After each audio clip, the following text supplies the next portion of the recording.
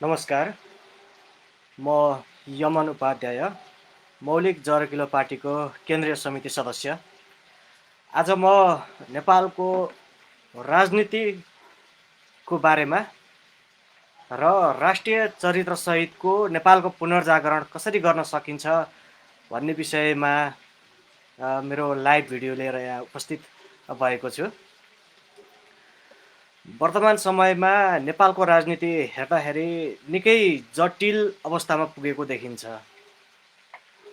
नेपालको राजनीतिलाई नजिकबाट नियाल्दा र विश्लेषण गर्दाखेरि एउटा घनचक्करमा एउटा चक्रव्यूहमा फसेको हामीले सजिलै अनुमान गर्न सकिन्छ। विगत 7 दशकदेखि अहिलेसम्म वर्तमान समयसम्म राजनीतिको एउटा पानी ढलोलाई हेर्ने हो भने हरेक पटक नेपालमा राजनीतिक परिवर्तन हुँदै जाँदाखेरि मात्र पात्र र पात्रसँग सम्बन्धित एजेन्डाहरू मात्रै रूपान्तरित र परिवर्तित हुँदै आइरहेको देखिन्छ। यदि हामीले मूलमै गएर यसको अनुसन्धान र सत्य तथ्य रूपमा हेर्ने हो भने नेपालमा राजनीतिक परिवर्तन त्यसरी भएको छैन जुन नेपाली नागरिकले अपेक्षा गरेका छन्। विभिन्न समयमा चरणबद्ध रूपमा जनआन्दोलन भनिए पनि आन्दोलनको स्वरूप परिवर्तन रूपमा गए पनि त्यसले नेपालको वास्तविक राजनीतिक समस्यालाई निराकरण गर्न सकिरहेको अवस्था छैन। त्यसको मूल कारण भनेको नेपालको जुन एउटा धार्मिक, सांस्कृतिक, आर्थिक, सामाजिक, शैक्षिक र यहाँको जुन एउटा संरचना रहेको छ त्यो संरचना अनुकूल नभएको हुँदा नेपालको राजनीतिलाई त्यति सहजै रूपान्तरण गर्न सकिँदैन।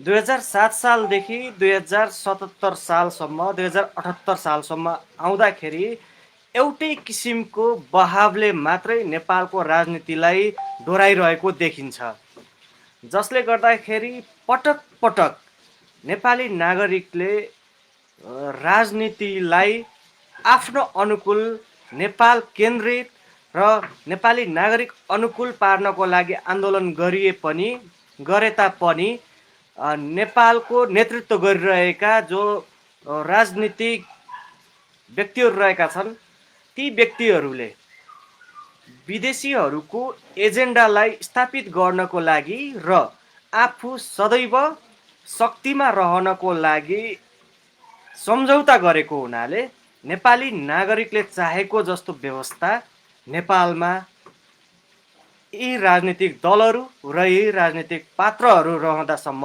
आउँदैन। त्यसको लागि अब हामीले नै प्रयास गर्नुपर्दछ। हो, नेपालमा यहाँको मौलिक प्रतिमानलाई स्थापित गराउनको लागि र नेपालको माटो सुहाउँदो सिद्धान्त, दर्शन, अवधारणा, अर्थतन्त्र, समाज विकासको सिद्धान्त, शिक्षा नीति, स्वास्थ्य नीति लगायत समाजको हरेक आयाममा मौलिक दृष्टिकोण राखी र नेपालको आफ्नै माटो सुहाउँदो हामीले माटो सुहाउँदो राजनीतिलाई व्यवस्थालाई अङ्गीकार गर्न सकेको खण्डमा बल्ल नेपालीले चाहेको जस्तो व्यवस्था नेपालमा स्थापित हुनेछ र त्यो लामो कालखण्डसम्म अग्रणी रूपमा बढ्दै जानेछ, जसले नेपालको स्थायित्व र नेपालको विकासलाई अगाडि बढाउनको लागि धेरै ठुलो भूमिका खेल्दछ।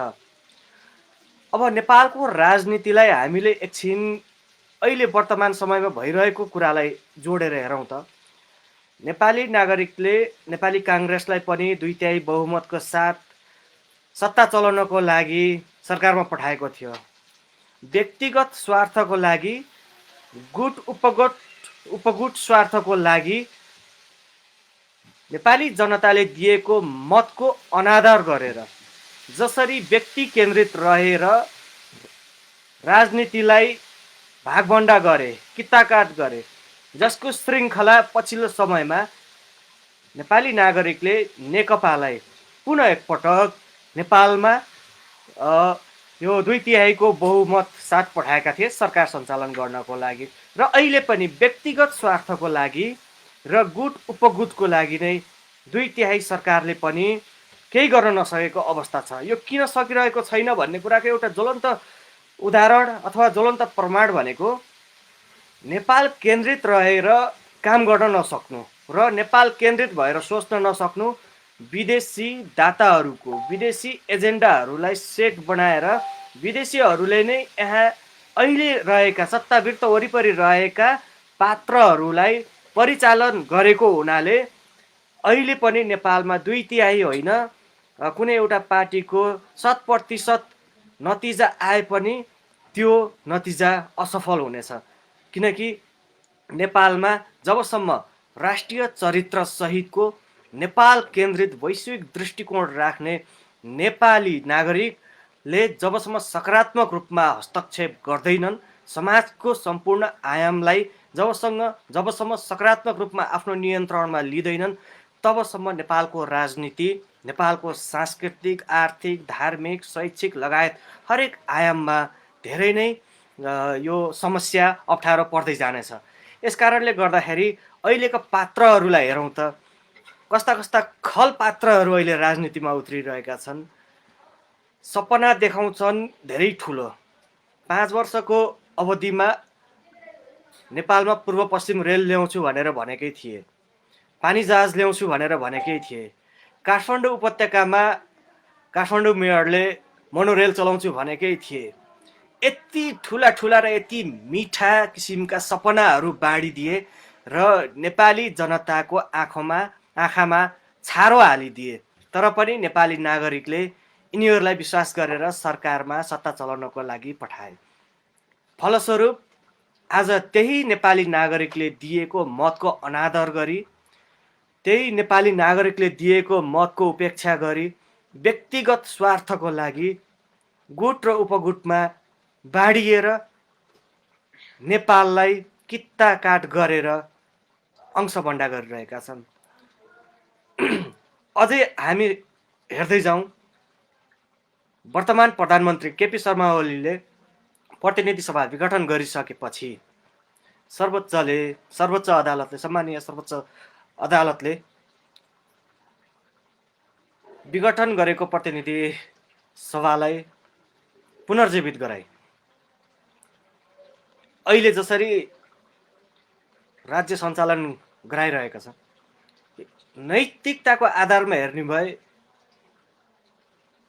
केपी शर्मा ओली के अहिले प्रधानमन्त्रीको हैसियतमा रहने व्यक्ति हुन्? पटक्कै होइनन्। यदि नैतिकता अहिलेका नेताहरूमा छ भने राजीनामा तुरुन्त दिनुपर्दछ, तर त्यो किन गरिरहेका छैनन्? एक थरीले भन्दैछन् विदेशी शक्तिहरूले गर्दाखेरि हाम्रो पराजय भयो, अर्को थरीले भन्दैछन् विदेशी शक्तिले गर्दाखेरि हामी काम गर्न पाएनौँ। वास्तवमा विदेशबाट सञ्चालित भएका यी खलपात्रहरूको कारणले गर्दाखेरि नेपालको यो दुर्गति भएको छ। पात्र हेर्ने हो भने सबै पात्रहरूलाई विदेशीहरूले नै यहाँ इन्स्टल गरेका छन्, यहाँ खेलाइरहेका छन्। यो कुरा कहिले बुझ्ने हो हामी नेपाली नागरिकले? नीतिको कुरा गर्ने हो भने आफ्नो स्वविवेक प्रयोग गरेर नेपाल केन्द्रित रहेर नेपालको सामाजिक, आर्थिक, सांस्कृतिक, धार्मिक, शैक्षिकदेखि लिएर अन्य कुराहरूमा नीति कस्तो बनाउने भन्ने कुरालाई पनि विदेशीहरूले लेखिदिएको नीति नै यहाँ लागू गर्दछन्। 2072 सालको संविधान पनि नेपाली नागरिकले लेखेका होइनन्। यो विदेशीहरूले सञ्चालन गरेको आइएनजिओले नै लेखिदिएको संविधान हो। तसर्थ यो संविधान सम्पूर्ण नेपाली नागरिकको लागि स्वीकार्य छैन। उद्देश्य हेर्ने हो पनि नेपाललाई विकास गर्नको लागि भनेर यिनीहरूले काम गरेकै छैनन्। जसरी हुन्छ आफू शक्तिमा जाने, सत्ता प्राप्त गर्ने र सत्तामा लामो समयसम्म आफूले शासन गर्ने, यो उद्देश्य अनुसार, यो नीति अनुसार यिनीहरू हिँडिरहेको हुनाले आम नेपाली नागरिकले दुःख पाइरहेका छन्। यिनीहरूलाई परास्त गर्ने कसरी, यो विषय सबैभन्दा महत्त्वपूर्ण र मुख्य रहेको छ। यसले गर्दा आसन्न निर्वाचनलाई ध्यानमा राखेर विगतको निर्वाचनमा राजनीतिक दलहरूले जुन सपना देखाएर घोषणापत्रमा लेखेर नेपाली नागरिकलाई सपना देखाएका थिए, त्यो घोषणापत्रमा लेखेको हरेक बुँदाहरू, हरेक शब्दहरू अब नेपाली नागरिकले प्रश्न गर्नुपर्ने भएको छ ती राजनीतिक दलहरूलाई, ती राजनीतिक दलका नेताहरूलाई। हिजो सपना देखाउँदा मिठो मिठो सपना देखाए, आज त्यो पुरा किन भएन?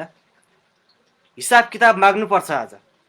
अब हामीले हिसाब किताब माग्नुपर्छ। यदि हिसाब किताब दिन सक्दैनन् र अझै पनि छारो हाल्ने प्रयास गर्दछन्, जुनसुकै राजनीतिक दलका नेताहरू होस् अथवा राजनीतिक पार्टी होस्, तिनीहरूलाई अब यदि हामीले सोधेको प्रश्न, हामीले सोधेको कुराहरू उनीहरूले स्पष्ट रूपमा जवाफ दिन सकेनन् भने कठालोमा समातेर अब पाइको हामीले हिसाब माग्नु पर्दछ। नेपालमा राष्ट्रिय चरित्रसहित नेपालको पुनर्जागरण गर्ने शिक्षित, प्रशिक्षित र दीक्षित व्यक्तिहरू तयार भइसकेका छन्। नेपाल केन्द्रित रहेर वैश्विक दृष्टिकोण राख्ने नेपाली नागरिकले जिताएर सत्ता सञ्चालन गर्नको लागि पठाउनु पर्दछ। यदि अझै पनि यी बुवासाहरूको, यी स्यालहरूको, यी धूर्तहरूको चक्रव्यूहमा फसेर र यिनीहरूलाई नै अझै आफ्नो मालिक ठानेर सत्तामा पठायौँ भने नेपाली नागरिकले योभन्दा अझै बढी दुर्दशा देख्नुपर्नेछ र नेपालको भविष्य अझै अन्धकारमा जानेछ। राजनीतिक दलको तुलनात्मक अध्ययन गर्ने बानी बसालौँ हामीले। नेपालमा अहिले 133वटा राजनीतिक दलहरू छन्। निर्वाचन आयोगले केही दिन अगाडि 46वटा राजनीतिक दलले लगातार 3 वर्षसम्म आफ्नो आर्थिक विवरण नपठाएको हुँदा कारबाहीको प्रक्रिया अगाडि बढाएको छ। नेपालमा यति धेरै राजनीतिक दलहरू किन दर्ता भइरहेका छन् र नेपालमा लगभग सबै राजनीतिक दलको राजनीतिक सिद्धान्त, अर्थतन्त्र, नीति, उद्देश्य सबै बाहिरबाट परिचालित छन्, बाहिरबाट आयातित गरेर या सञ्चालन गरिरहेका छन्। नेपालको मौलिक राजनीति कस्तो किसिमको हुनुपर्दछ भन्ने कुरा अब हामीले हेर्दै जानुपर्दछ, अनुसन्धान गर्दै जानुपर्दछ। मौलिक जरोकिलो पार्टीले नेपालको वैदिक सनातन हिन्दू, बौद्ध, जैन, बोन, किराँती, प्रकृति पूजक लगायत जति पनि नेपालको मौलिक रैथाने शक्तिहरू रहेको छ त्यसको अनुसन्धान गरी प्राचीन कालमा नेपालको राजनीति कस्तो थियो, नेपालको शिक्षा नीति कस्तो थियो, अर्थनीति कस्तो थियो, नेपालको समाजको नीति कस्तो थियो, यसलाई अध्ययन अनुसन्धान गरेर लामो समयसम्म, 2 दशकभन्दा लामो समयसम्म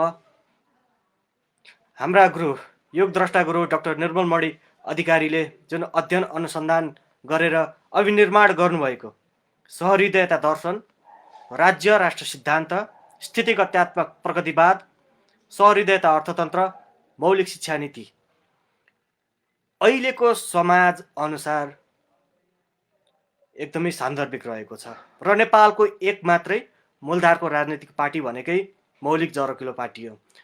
अरू नाम फरक फरक होलान्, साइनबोर्ड फरक फरक होला, तर उनीहरूको दर्शन, सिद्धान्त सबै कुराहरू हेर्ने हो भने आयातित रहेको छ, युरोप केन्द्रित रहेको छ। जुन युरोपमा गतार्थ भइसकेको छ, कामै नलाग्ने भइसकेको छ, त्यही काम नलाग्ने सिद्धान्त पनि अहिले नेपालमा दर्ता भएका नयाँ वैकल्पिक भनिएका राजनीतिक दलहरूले पनि अङ्गीकार गरेका छन् र नेपाललाई स्क्यान्डिनेभियन कन्ट्री जस्तो, युरोप जस्तो, अमेरिका जस्तो बनाउने भनेर आफ्नो गतिविधि सञ्चालन गरिरहेका छन्।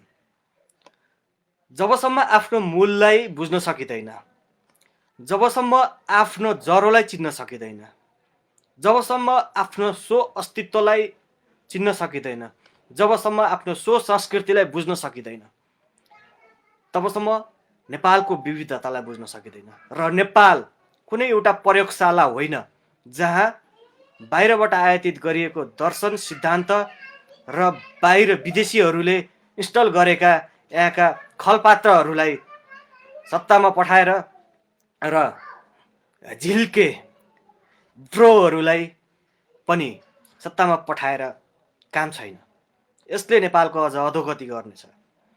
अब नेपाललाई विकास गर्नको लागि र नेपालको राजनीतिलाई सही ढङ्गले अगाडि बढाउनको लागि नेपालको आफ्नै मौलिकतामा आधारित माटो सुहाउँदो वर्तमान समय र भविष्यलाई नेतृत्व गर्ने राज्य राष्ट्र सिद्धान्त अन्तर्गत अगाडि बढाउनु पर्दछ र त्यही सिद्धान्तले मात्रै नेपाललाई विश्वको गुरु समेत बनाउनेछ।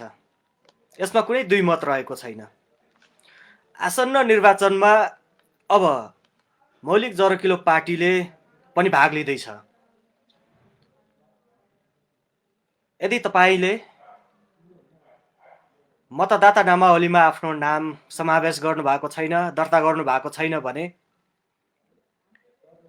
जिल्ला निर्वाचन कार्यालयमा गएर आफ्नो परिवार, नाता कुटुम्ब, छरछिमेक सबैको नाम मतदाता नामावलीमा समेत राख्नको लागि आग्रह गर्नुहोला र तपाईँहरूले पनि आफ्नो नाम दर्ता गराउनुहोला। किनकि अब आउने निर्वाचन नेपालको लागि निर्णायक निर्वाचन हुनेवाला छ, जसले गर्दाखेरि नेपालको मौलिक प्रतिमान र आयातित प्रतिमान बीच घमासान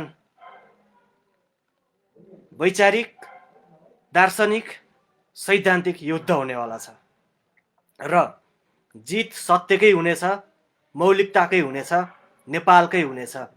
तपाईँ जाग्नुहोस्। यदि तपाईँ जाग्नुभयो भने नेपाललाई पुनर्जागरण गरेर पुनर्जागरणको माध्यमबाट हामीले संसारकै अग्रणी बनाउन सक्दछौँ। नेपाललाई यस्तो तन्नम बनाए, नेपालको हैसियत नगण्य अवस्थामा पुर्याइदिए। केही समय अगाडि नेपाल विश्वको लागि एउटा बडो महत्त्वपूर्ण देश थियो। अहिले नेपाललाई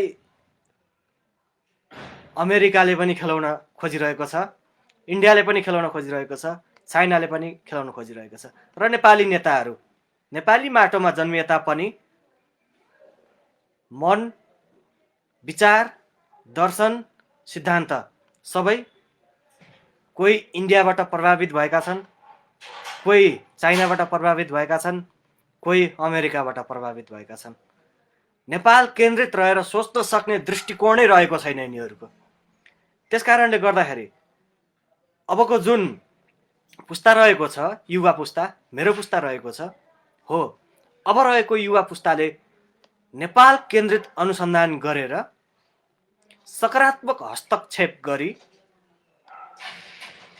यी बाहिरबाट परिचालित भएका कथित नेताहरूलाई परास्त नगरेसम्म र यिनीहरूको समूल अन्त्य नगरेसम्म नेपाललाई अगाडि बढाउन सकिँदैन। नेपाल झन् ठुलो चक्रव्यूहमा फस्दछ। अहिले नेपालको नयाँ संविधान 2072मा समाजवाद उन्मुख भनेर लेखिएको छ र नेपालको अधिकांश राजनीतिक दलहरूको चरित्र हेर्नुहुन्छ भने पुँजीवादतर्फ ढल्किएको छ र राजनीतिक नेतृत्व पङ्क्तिहरूको पनि चरित्र पुँजीवादतर्फ ढल्किएको छ। कागजमा एउटा कुरा लेखिएको छ, व्यवहारमा अर्को कुरा गर्दछन्।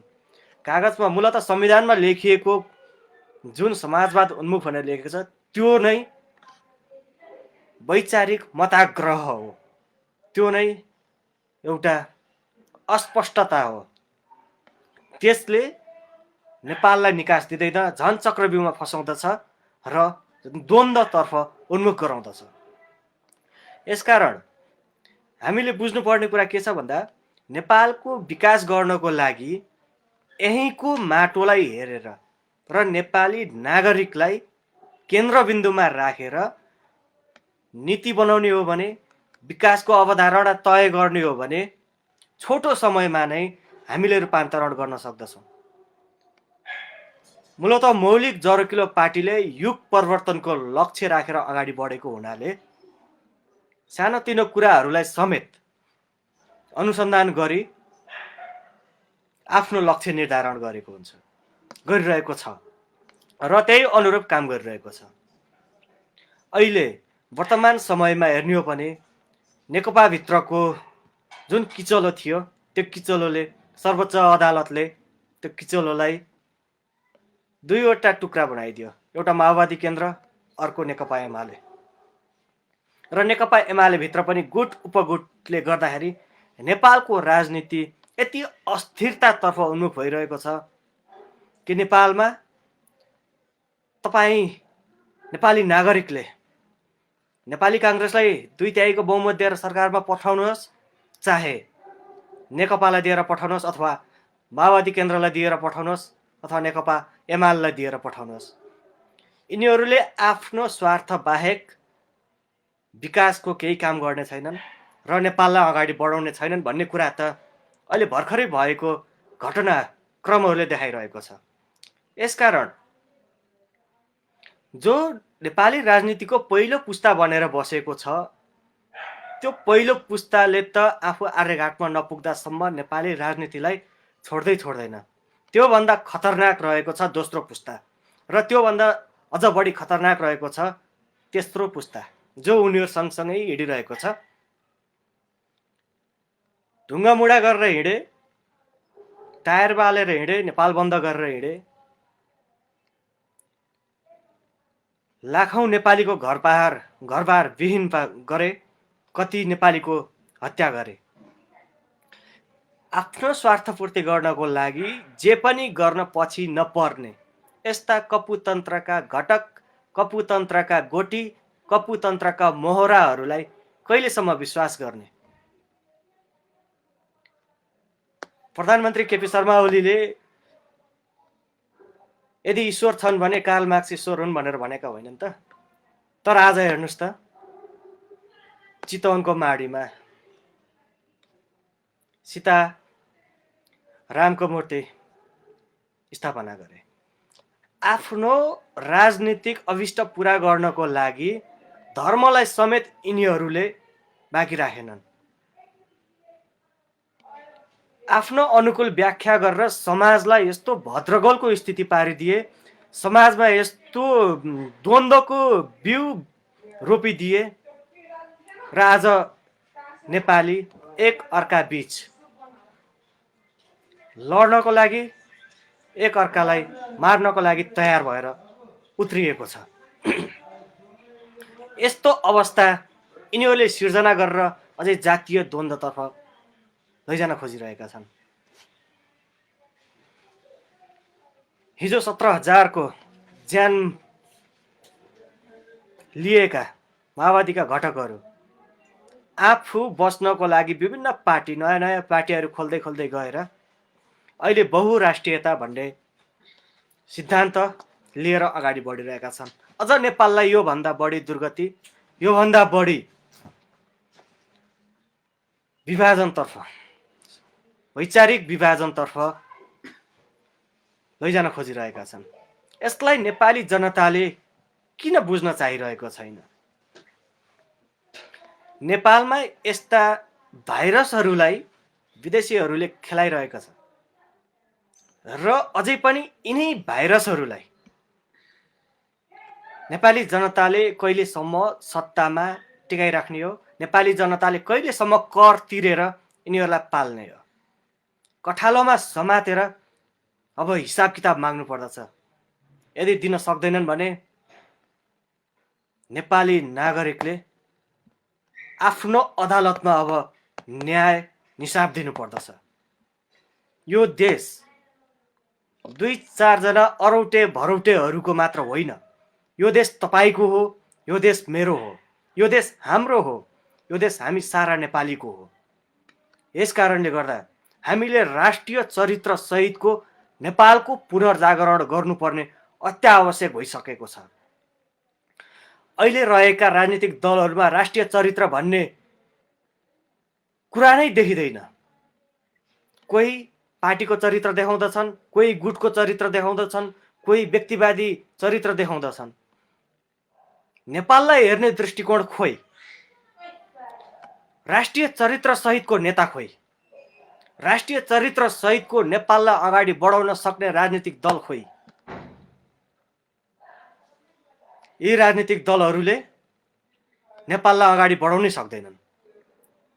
र अबको हाम्रो जुन पुस्ता छ, हाम्रो पुस्ताको विचारलाई, हाम्रो पुस्ताको जुन दृष्टिकोण रहेको छ, भिजन रहेको छ, यो दृष्टिकोणलाई यी नेताहरूले सम्बोधन गर्नै सक्दैनन्। यिनीहरू त्यहाँसम्म पुग्नै सक्दैनन्। यस कारणले गर्दा नेपाललाई, नेपालका नागरिकहरूलाई सिनो मिल्काएको जस्तै निश्चित अवधिको लागि वैदेशिक रोजगारको लागि विदेशमा वैधानिक रूपबाट बेचिरहेका छन्। अब मौलिक जरकिलो पार्टीले आवाज उठाइरहेको छ र भविष्यमा पनि उठाइराख्नेछ। विदेशमा रहेका हाम्रा नेपाली दाजुभाइ दिदीबहिनीहरूले पनि निर्वाचनमा मत हाल्न पाउनु पर्दछ, आफ्नो अधिकार प्रयोग गर्न पाउनु पर्दछ र आफ्नो मतले आफ्नो उम्मेदवार छान्न पाउनु पर्दछ। यदि हामीले यो दृष्टिकोणबाट हेर्यौं भने नेपाललाई चाँडै नै रूपान्तरण गर्न सक्छौं। विदेशमा रहनुभएका जति पनि नेपाली दाजुभाइ दिदीबहिनीहरू हुनुहुन्छ, सम्भव हुन्छ भने आसन्न निर्वाचनमा नेपालमा आउनुहोस्। तपाईको एक मतले युग परिवर्तनको लागि, नेपालको पुनर्जागरणको लागि महत्त्वपूर्ण भूमिका खेल्दछ। यदि सम्भव छ भने आउनुहोस्, मतदान गर्नको लागि आउनुहोस् र नेपालको आफ्नै मौलिक प्रतिमान स्थापित गर्नको लागि अघि बढिरहेको मौलिक जरकिलो पार्टीलाई तपाईले आत्मसात गर्नुहोस् र मौलिक जरकिलो पार्टीलाई आसन्न निर्वाचनमै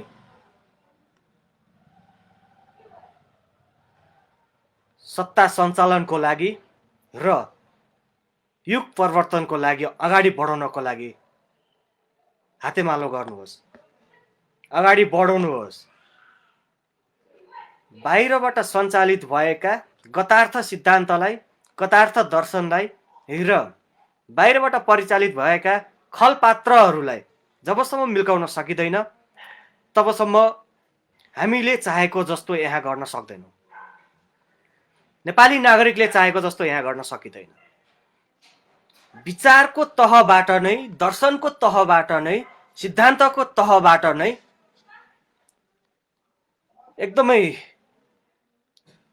जिरो लेभलबाट अब हामीले काम गर्नुपर्नेछ नेपाललाई।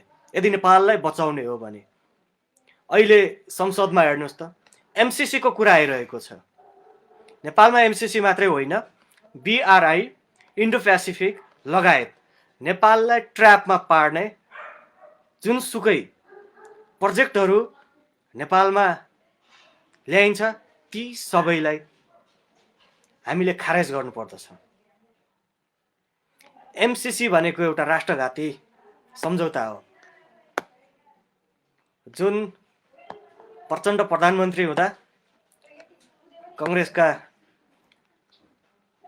नेताले एमसीसीमा हस्ताक्षर गरेर अहिलेसम्म एमसीसी को चर्चा परिचर्चा यहाँ नेपालमा चलिरहेको छ। अहिले लगभग सबै राजनीतिक दलहरूले एमसीसी पास गर्नुपर्दछ भनेर गृह कार्य गरिसकेका छन्। अब पनि तपाईं नजाग्ने हो भने नेपालको छातीमा, नेपाली आमाको छातीमा अमेरिकन सेनाको बुट बज्रनेवाला छ। सगरमाथाको शिर अब हल्लिनेवाला छ। कहिले जाग्ने हो अब हामी? एमसिसी, बिआरआई, इन्डो पेसिफिक लगायतका यस्ता रणनीतिक प्रोजेक्टहरूमा नेपाललाई फसाएर दीर्घकालसम्म नेपाली नागरिकलाई मानसिक रूपमा र भौतिक रूपमा गुलाम बनाउनको लागि जसरी यी अहिलेका कपुतन्त्रका घटकहरू, यी कपुतन्त्रका नेताहरूले जसरी काम गरिरहेका छन्, यिनीहरूलाई परास्त कहिले गर्ने हो? नेपाली नागरिकले दिएको मतलाई यिनीहरूले अपमान गरे। अपमानको बदला अब कसरी लिने हो?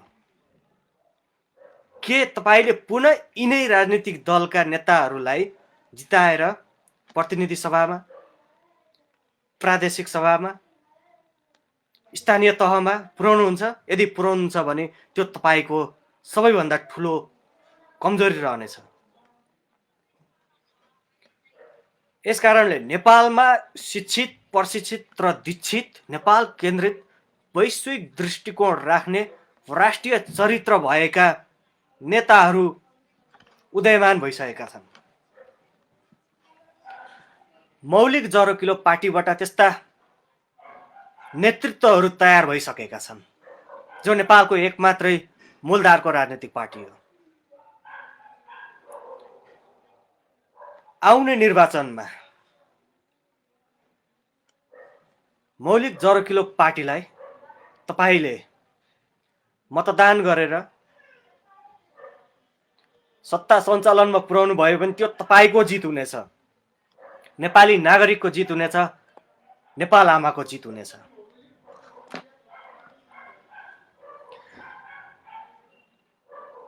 निर्वाचन आयोगमा 133वटा राजनीतिक दलहरू अहिले दर्ता रहेका छन्। यति धेरै राजनीतिक दलहरू किन आवश्यक पर्यो? जो त्यही मार्क्सवादलाई अवलम्बन गरेका छन्, जो त्यही समाजवादलाई अवलम्बन गरेका छन्, जो त्यही माओवादलाई अवलम्बन गरेका छन्। यति धेरै राजनीतिक दलहरू नेपालमा किन स्थापित भइरहेका छन्? त्यही एजेन्डा, त्यही सिद्धान्त, त्यही दर्शन बोकेर विभिन्न पात्रहरू किन तयार भइरहेका छन्? यो बडो महत्त्वपूर्ण कुरा रहेको छ। यदि मार्क्सवादी दृष्टिकोणबाट नेपाललाई हेर्ने हो भने नेपालमा एउटा मात्रै मार्क्सवादी पार्टी भए हुन्थ्यो। यदि समाजवादको दृष्टिकोणबाट हेर्ने हो भने नेपालमा एउटा मात्रै समाजवादी दृष्टिकोणबाट राजनीतिक दल हुन्थ्यो। तर त्यही दृष्टिकोणबाट हेर्ने च्याउ उम्रेका जस्ता राजनीतिक दलहरू उम्रिरहेका छन् र विदेशीहरूले हरेक वर्ष नेपालमा 1-2 जना त्यस्ता पात्रहरू यहाँ इन्स्टल गरेका छन्, यहाँ राखेका छन्, यहाँ खेलाइरहेका छन्, जसले गर्दाखेरि नेपालको राजनीति अस्थिरतातर्फ उन्मुख भइरहेको छ र नेपाल असफल राष्ट्र हुँदै गइरहेको छ। अब नेपाली नागरिकले साँच्चीकै नागरिकको तहबाट बृहत रूपमा पुनर्जागरणको थालनी सहित आन्दोलनको घोषणा गर्नुपर्ने देखिएको छ। आउने निर्वाचन नेपालको लागि एकदमै महत्त्वपूर्ण रूपमा हेर्नु पर्दछ, जसले गर्दा नेपालको मौलिक प्रतिमान र आयातित प्रतिमान बोकेर हिँडेका जति राजनीतिक दलहरू छन् तिनीहरू बीच भिन्नता छुट्याउनु पर्दछ। तपाईको घर तपाईले सफा राख्ने हो, तपाईको घर तपाईले संरक्षण गर्ने हो। यदि तपाईले ढोका खोलिदिनु भयो भने बाहिरी मान्छे तपाईको घरभित्र प्रवेश गरेर तपाईको घरको वातावरण नै नराम्रोसँग बिगारिदिन्छ। हो, नेपालको राजनीतिमा अहिले भएको नै त्यही हो। नेपालको राजनीतिमा आयातित दर्शन, सिद्धान्त र विधर्मीहरूको, आक्रान्तहरूको यति धेरै पहुँच पुगेको छ कि तिनीहरूले नेपालको मौलिक रैथाने धर्म, संस्कृति, यहाँको परम्परा, यहाँको संस्कार, यहाँको शिक्षा नीति सबै ध्वस्त बनाइरहेका छन्। समाजलाई नराम्रोसँग ध्वस्त बनाउँदै लगिरहेका छन्, जसले गर्दाखेरि आज नेपाली बीच वैमनस्यताको वातावरण सिर्जना गरेका छन्। 2078 साल अहिले जनगणनाको समय पनि हो। जनगणनामा धर्मको महलमा विभेद ल्याउनको लागि पनि त्यहाँ छुट्याइएको छ।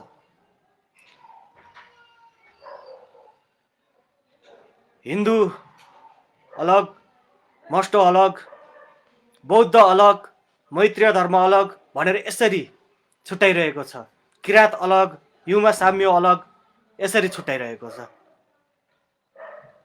यिनीहरू चरणबद्ध रूपमा नेपालको जुन विविधताले भरिपूर्ण रहेको सांस्कृतिक संरचना रहेको छ, सांस्कृतिक इकाइ रहेको छ, त्यो इकाइलाई भत्काइरहेको अवस्था छ। र हामी बिस्तारै बिस्तारै उनीहरूको योजनामा, नेपाली नागरिक उनीहरूको योजनामा फँसिरहेको छ।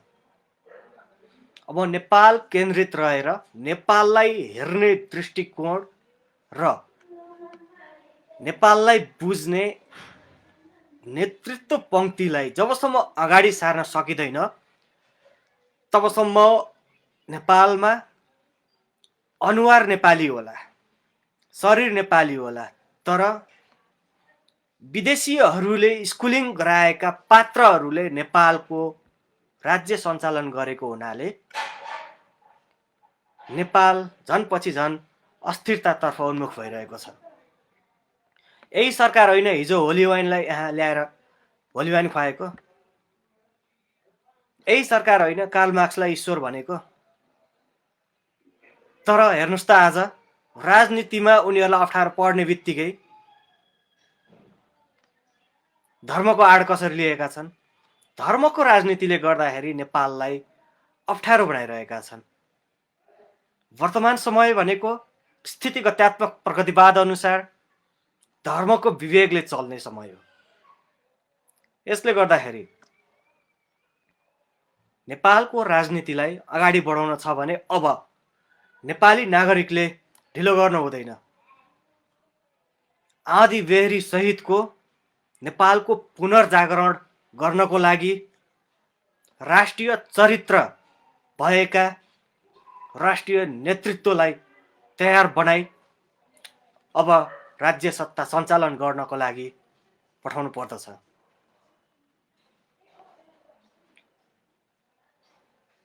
केपी शर्मा ओली र प्रचण्डले एक अर्कालाई लगाएको आरोप हेर्नुहोस् त, कति सत्य छ ती दुवैको आरोपमा।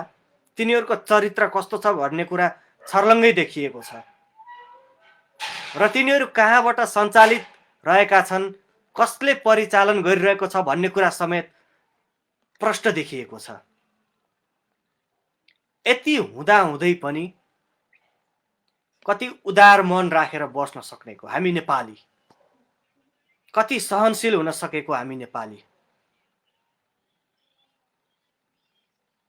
उदारताको पनि एउटा सीमा हुन्छ, सहनशीलताको पनि एउटा सीमा हुन्छ। आउने निर्वाचनमा यिनीहरूलाई परास्त गर्न नसके अझै हामी विशेष गरी युवा, विद्यार्थी र नयाँ पुस्ताले योभन्दा अझै बढी दुःख पाउनेछन्। आज विदेश भासिन पर्ने अवस्था यिनीहरूले सिर्जना गरेका छन्। भोलिको दिनमा नेपालमा वृद्ध बुवा आमा मात्रै नेपालमा रहने अवस्था रहन्छ। यो अवस्थाको अन्त्य आजैदेखि हामीले गर्नुपर्दछ। विशेष गरी मैले आज के आग्रह र आह्वान गर्दछु भने फोटोसहितको मतदाता नामावलीमा आफ्नो नाम दर्ता गराउन योग्य सबै नेपाली नागरिकले दर्ता गराएर र निर्वाचनमा उत्साहजनक सहभागी भई नेपाललाई नेपाल केन्द्रित दृष्टिकोण राखेर विश्वगुरु बनाउने नेपालको एकमात्र मूलधारको राजनीतिक दल मौलिक जरकिलो पार्टीलाई मतदान गर्नुहोला र नेपाललाई अहिलेको जुन अवस्था छ यो अवस्थाबाट मुक्त बनाई विश्वको अग्रणी राष्ट्रहरूको तुलनामा पुर्याई र नेपाललाई वैश्विक संरचनामा गुरु राष्ट्र बनाउनको लागि अहम भूमिका खेलिरहेको मौलिक जरकिलो पार्टीलाई तपाईहरूले निर्वाचनमा मत हालेर जिताउनु होला। यदि तपाईले फोटोसहितको मतदाता नामावलीमा आफ्नो नाम दर्ता गराउनु भएको छैन भने आजै भोलि पर्सि चाँडोभन्दा चाँडो आफ्नो नाम, परिवारको नाम, नाता कुटुम्ब, छरछिमेकलाई समेत मतदाता नामावलीमा नाम दर्ता गराउनको लागि तपाईले अग्रणी भूमिका खेल्नु होला, किनकि आसन्न निर्वाचन नेपालको लागि अति नै महत्त्वपूर्ण निर्वाचन रहेको छ,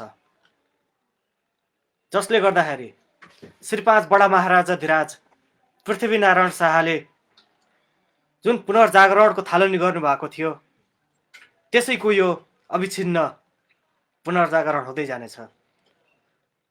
राष्ट्रगुरु योगी नरहरिनाथले जसरी नेपालको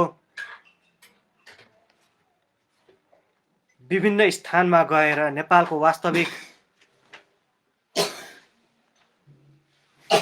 परिचय, वास्तविक पहिचान झल्काउनु भएको थियो, योगी नरहरिनाथको वैचारिक उत्तराधिकारी हौ। मौलिक जरकिलो पार्टी नेपालको एकमात्र त्यस्तो पार्टी हो जसले बाहिरबाट आयातित रहेका दर्शन, सिद्धान्त, अर्थतन्त्र, नीति, उद्देश्य र पात्रहरूलाई नेपालबाट विस्थापित गरेर नेपालकै नागरिकले अर्थात् मूल पनि नेपालमै र निर्णायक शक्ति पनि नेपाली नै रहने नेपालको एकमात्र मूलधारको राजनीतिक पार्टी मौलिक जरकिलो पार्टीले जब शासन सत्ता सञ्चालन गर्नेछ तबदेखि नेपालमा स्थायित्व, विकास र विश्वको नेतृत्व गर्न सक्ने सक्षम विद्यार्थी जनशक्ति उत्पादन गर्नेछ। म पुनः आग्रह गर्दछु, यदि तपाईले फोटोसहितको मतदाता नामावलीमा आफ्नो नाम दर्ता गराउनु भएको छैन भने चाँडोभन्दा चाँडो जिल्ला निर्वाचन कार्यालयमा गएर आफ्नो नाम, परिवारको नाम, छरछिमेकको, नाता कुटुम्बको सहित आह्वान गरेर नाम दर्ता गर्न लगाउनु होला। आजको लागि मेरो भिडियो यहीँ अन्त्य गर्दछु। नमस्कार।